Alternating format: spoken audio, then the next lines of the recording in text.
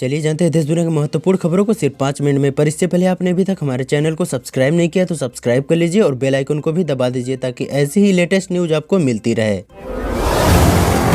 प्रधानमंत्री नरेंद्र मोदी मंगलवार से संयुक्त अरब अमीरात की 2 दिवसीय यात्रा करेंगे। इस दौरान वह राष्ट्रपति शेख मोहम्मद बिन जायद अल नहयान के साथ विभिन्न विषयों पर चर्चा करेंगे और अबू धाबी में पहले हिंदू मंदिर का उद्घाटन करेंगे।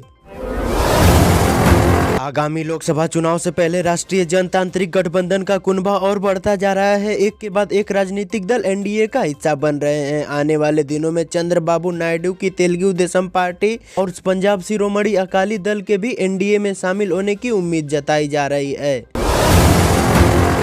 केंद्रीय गृह मंत्री अमित शाह ने कहा कि राहुल गांधी की झूठ बोलने और उसे दोहराने की आदत है। उन्होंने कहा कि जहां तक पीएम मोदी की जाति का संबंध है तो यह बहुत दुर्भाग्यपूर्ण है कि उनके जैसे महान नेता की जाति पर बहस हो रही है।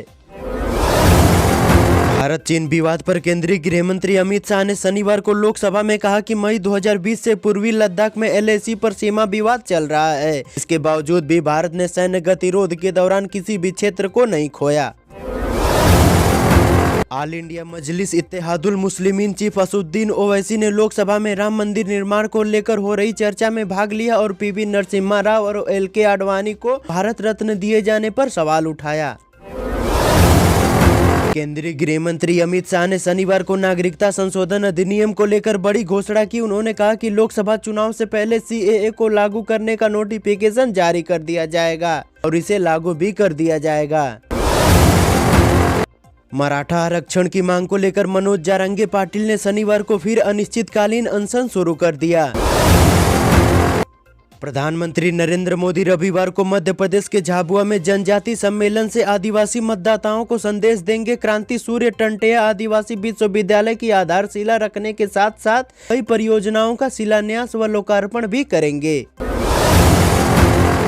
उत्तराखंड के हल्द्वानी बवाल के बाद लगे कर्फ्यू में शनिवार को ढील दे दी गई, लेकिन सूचना नहीं मिलने की वजह से लोगों ने प्रतिष्ठान नहीं खोले। 11 फरवरी से बनभूलपुरा क्षेत्र को छोड़कर बाकी क्षेत्रों में पूरी तरह प्रतिबंध हटा दिया गया और शनिवार रात से ही इंटरनेट सेवा भी शुरू हो गई।